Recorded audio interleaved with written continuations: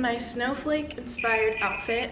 I have snowmen on my socks, and we are going to be working on kicks. Not that that has anything to do with what I'm wearing. I just felt like talking about it. So executing kicks or battements really well is not just about being flexible. I think that's a huge misconception that a lot of dancers have, is that you just need to be super flexible to have pretty kicks. And that's not really the truth. You also need to have strength to be able to get your leg up there and to be able to control it, and of course to prevent injury. I'm always going to say that.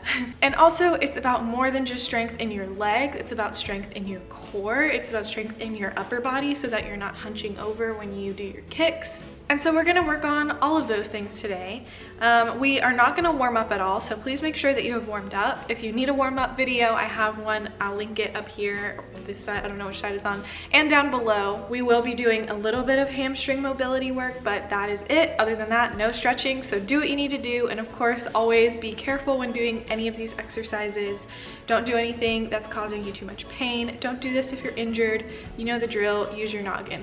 And also, I know that there are very many different types of kicks and like style preferences of how to do kicks properly. You may have been taught how to do kicks differently. You may have been taught to position your arms or your feet differently than what I'm showing you. So just, you know, take it with a grain of salt, adjust as you need to, and let us get started. So we're gonna start down here on the floor doing a little bit of hamstring work.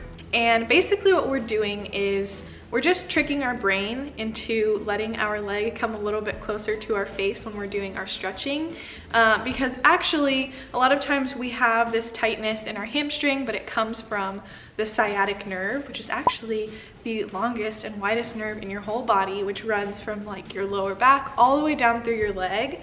And stretching is not a natural thing for humans to do. So of course your body is gonna try and protect you as it should, and it's gonna send pain into that nerve when you're doing things that your body thinks it's not supposed to be doing. So what we're doing is just kind of like tricking that nerve into knowing like it's okay, it's safe to bring your leg closer to your face. So go ahead and lay down on the floor. Okay, and what I would like you to do from here is lay down, and you're gonna keep one leg bent and one leg straight. You probably want to sit up and watch me do this first before you get started. But what you're going to do is you are going to bring that leg up into the air, and first off, just test your flexibility here. See how far in you can bring that leg without it starting to scream at you, basically. And just take note of that. And from here, what I want you to do is flex this foot as hard as you possibly can. So thinking about the whole entire foot getting really nice and flat toward the ceiling. And at the same time, you're gonna bring your neck and your chin up toward your belly button. And you're gonna look at your belly button. And then you're gonna just do the opposite of that. So you're gonna point the foot, bring your head down, and you're gonna look toward the back wall behind you. And then we'll just continue to repeat that. So you flex, think toes to your nose, and nose to belly button. Flex and hold for just a couple seconds, and then point, look back toward the back wall. And I want you to do that 10 to 15 times. As you progress, and like a couple weeks from now, you can do more than that if you'd like. And I'm not gonna like do it with you because personally, I get a little bit dizzy from looking back and looking up if I do it too quickly. So I want you to do this at your own speed, your own pace. Just do 10 to 15 of them on both legs. I'm gonna be doing mine relatively slowly, so if you do finish before me, feel free to just like, you know, stretch whatever else you need to in the meantime, or just fast forward to the next timestamp. But I want you to take note of how your legs feel after you do this exercise 10 to 15 times. I want you to see if it becomes a little bit easier for you to bring that leg in toward your chest. You might notice an immediate improvement, and you might not.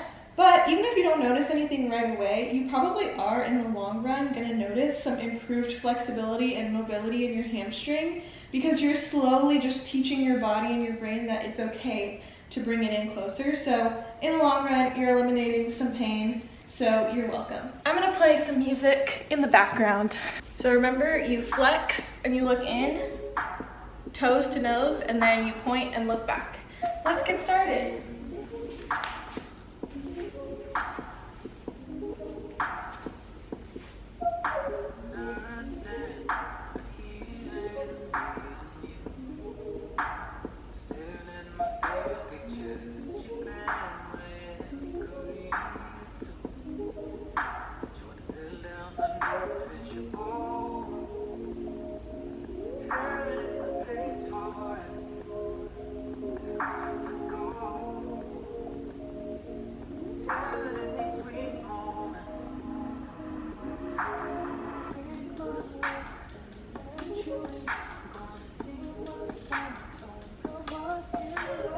Okay, I did 10 on my right leg. I'm switching now.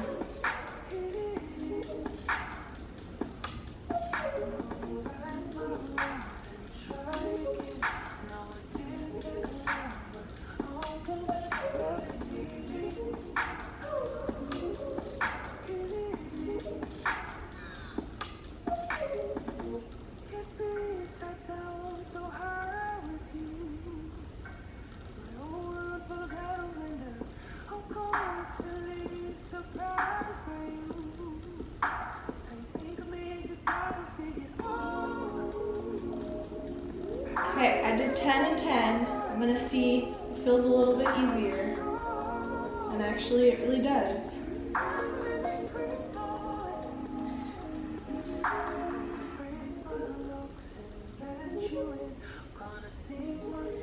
Okay, if you're not done, pause the video and continue. But if you are done, let us move. I didn't really think this outfit choice through, and I'm getting quite warm. So let's keep moving. We have our abs warm, we have our legs nice and ready to do some kicking. So go ahead and stand up, move your mat out of the way if you need to.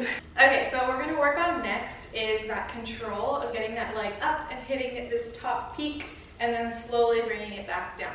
So if you did the class yesterday, you'll recognize this, but we're just gonna start from a first position, have your arms out, let's just do it in a T, making sure that your shoulders are not raising up, that you're pressing down, you're using those core muscles that we just woke up in that plank exercise. And so all we're gonna do is go to the front, slow down, to the side, slow down, then to the back, don't hit your Christmas decorations, and side and down. And then we're actually just gonna switch right away to the left side. So you'll go front and side and back and side. So what you wanna concentrate on is getting that leg up right at the top of the count, but then slowly bringing it back down with control. Keeping that leg nice and straight, bringing it into first position. And then of course, as you bring it to the side, you wanna make sure that you're not lifting up your hip, that it stays turned out, and that you're bringing it just a little bit in front of your actual side, because pretty much no one's turnout is actually that good. The main thing that you wanna focus on in the back is that you're straightening that knee as hard as you can, okay? So we're gonna repeat that twice through. We'll do the right, we'll do the left, right, left, finish. That's a cute song. Ready? 5, 6, 7, 8. Slow up and down and up and back and side to the left. Hit, slow down, up and down. Fast and slow, fast. Other side, here we go to the front and side. And back, watch your shoulders, side, left, and up. My left is way less flexible, clearly. Back, ooh, don't fall, and side, and relax. All right, so I'm gonna continue working under the assumption that you do not have a lot of space. So all these exercises pretty much are gonna be in place, but if you wanna take them across the floor, you can definitely do that. So this next one, we're just gonna work on our straight kicks to the front. And all you're gonna do is you're gonna step, kick, then in releve, just step, step, step, step again on the foot that you just kicked, kick up the other one, then releve, step, step. So if you're doing this across the floor, of course, you would go step, kick, then walk, walk, but just do your walks in place if you don't have room for that. And so here, I am doing mine from a first position. If you come from a studio or a team where they do things in parallel, feel free to do that. I'm gonna continue to do first position. And really what you wanna think about is that same motion that we just did, where you're hitting at the top of the count, and then you're coming straight back to this releve, step, hit, then up, up. I find this one to be a good exercise to be mindful of your upper body, because you're having to come straight into this releve position. And every time you come into the releve, that's kind of a little signal to yourself that you need to pull up. You need to think of your chin being lifted, and think about your arms and your shoulders not being up too high. So just mark it. We go step, kick, step, step, step, kick, step, step. Make sense? Okay, ready guys? 5, 6, 5, 6, 7, and step. Kick, step, 2, 3, 4, let's do 8 of these, 5, chest is lifted, 7, last time, 8, and finish. I think that we need to do that one more time because I know that you can do it better and I know that I can do it better. So this time, think about what you just did. Make sure that you're not doing any kind of twisting with your hips as you bring these legs up into the air, and really make sure that you're in a high releve as you do those steps. It's not just a little transition that you can forget about. Think about all the times that you do kicks, whether it's on the stage or on the field. You do have to have transitions between your kicks, so don't forget about that. Let's go again. And 5, 6, 5, 6, 7, 8, step. Kick, nice and high. High releve. Don't hunch your chest.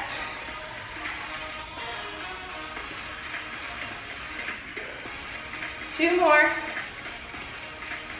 Last one. And you're done. Finish. Okay, moving along, we're gonna work on that control, and we're also gonna work on our upper body a little bit more. So what you're gonna do is come from first or from parallel. You're gonna do a kick to the front, bring it down to a tendu, and then bring it back up and close. So it goes up, point, back up, and close. And you wanna focus on not letting those shoulders hunch forward after you go down to tendu. So you don't want to go like this to try and get your leg up. Your upper body should stay as still as possible. You should be pulling up as much as you can in that supporting leg. Nothing is changing up here, it's just your lower body. So when you do that second kick, this one right here, it might not go up as high as you're usually able to get that leg because it's hard. This is a lot of quad strength. It's a lot of hip flexor strength, and you might have been relying a lot on moving your upper body or bending that bottom leg. So this is gonna fix all those problems. It's gonna be a little challenge.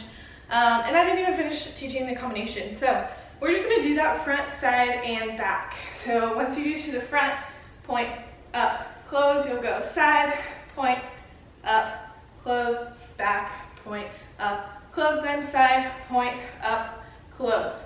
Repeat to the other side. Okay, it's slow. It's going to take a lot of control. You need to use those abs. Here we go. 6, 5, 6, 7, and brush. Point, up, and down. Brush, point, pick it up. To the back. Point, up. And side. Now, other side, let's go, brush, point, up, down. Don't let that foot just drop to the floor. Control it down, back, and up, and side. Let's do it again. Right side, go, brush, point, up, and side, and up. Watch that side of the body, down, up, and in. Last one. Now left side, last time, brush, point, up, brush, point, up. Watch those arms, brush, point, straighten both knees, and brush, point, up. You're done. Shake it out. Okay, I know that your legs are probably getting tired, so we're gonna finish it out with some quick stand-in-place kicks, which is a very dance team, drill teamy, maybe Rockette-esque exercise, which I don't really do personally very often. I was on a dance team in high school and in college, but neither of them were like kick lines, so mine kind of suck, and that's why we're here though, you know, to get better together. So all we're gonna do is you can have your hands on your hips, or you can do them out to the side, however you want. And I know this whole entire time I've been working in first, but this one I'm gonna do in parallel. And all you're gonna do is jump together, kick, jump together, kick, together, kick, together, kick. Little jump kicks. Not little though, get them up as high as you can. And so this is a good little cardio finisher. And you know, I know a lot of you are on high school or college dance teams and you need to work on these kinds of things. So I am going to put on a brave face and do it for you, even though mine suck. Let's do 2 8 counts, take a breather, and then do 2 more 8 counts, and we'll be done. I'm gonna play the music nice and loud so you don't hear me heavy breathing.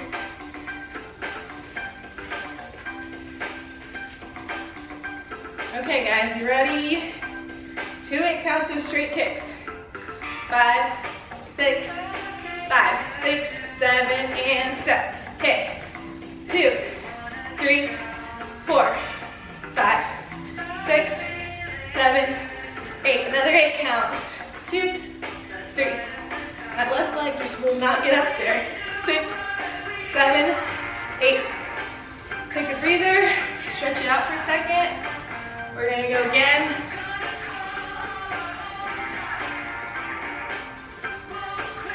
Go ready? 5, 6, 5, 6, 7, and step. 2, 3, 4, 5, 6, 7, 8. One more 8 count.